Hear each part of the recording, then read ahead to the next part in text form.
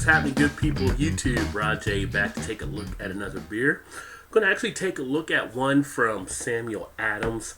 This is their Rebel Rouser Double IPA. I have not had this one previously. Comes in at 8.4 ABV, 85 IBU.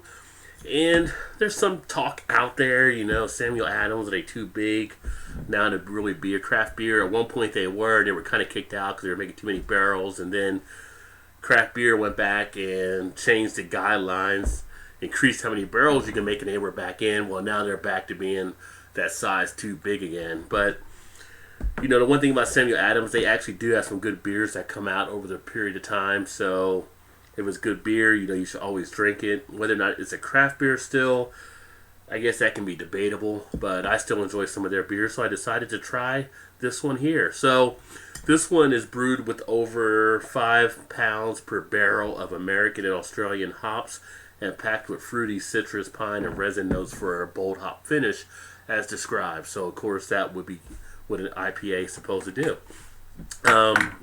Nothing really too much stand out on the label. Standard Samuel Adams label, as you can see there. So they do give you a date on here as far as enjoy by, and this one's like April 2016, so plenty of time there. West Coast style, and a West Coast IPA, again, makes you think of more fruitiness that'll be in this one versus some of the other Eastern Coast type IPAs. Nothing else really too much on the bottle, so go ahead and get it open and get it into a glass. Wow, I can smell the aroma already. Got a very nice aroma coming out of the glass right now. Lots of fruit, citrus. Got that grapefruit flavor, smells really good. Easily pours out over a 2-finger head. Samuel Adams beers are very much never ever cloudy when it comes to a lot of their IPAs and their other beers, so have a lot of good clarity. You're looking at nice penny copper, new penny copper type color. Very pretty beer. Lots of carbonation. Don't know if you can see that bubble action. Oh yeah, actually you can get that bubble action. So lots of lively carbonation taking place on this one. Head itself easily a 2-finger head. Pretty much a white head, if slightly off, if that. Got some rockiness on the head itself. Some big bubbles, little bubbles, some tight packed bubbles in there. So looks like a decent looking beer for what you would expect to have for a double IPA. Go ahead and get an aroma on this one. Big notes of pine, the citrus that I mentioned. Nice dankness to this one here. Really a good, moderate, strong aroma coming out of this one. Barely taking a sniff, and it brings out a lot of the flavors. You get some of that grapefruit type smell. I think we get a little bit of an orange or a lemon type note as well in the background. But definitely getting a lot of that pine scent and that resin.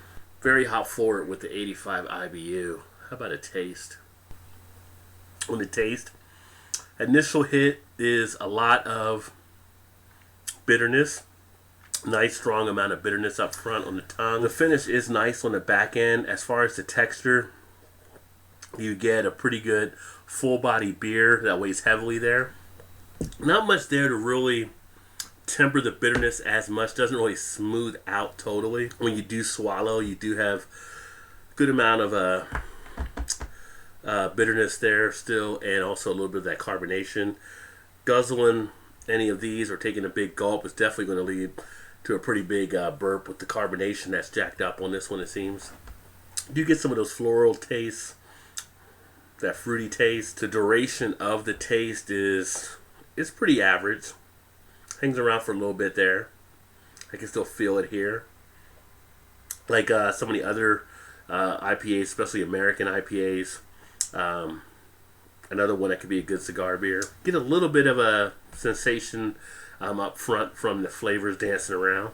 But you have a lot of action taking place. Explosion of different things in the mouth as well. But mostly it's a hop explosion, or like a lot of guys would say, a hop bomb.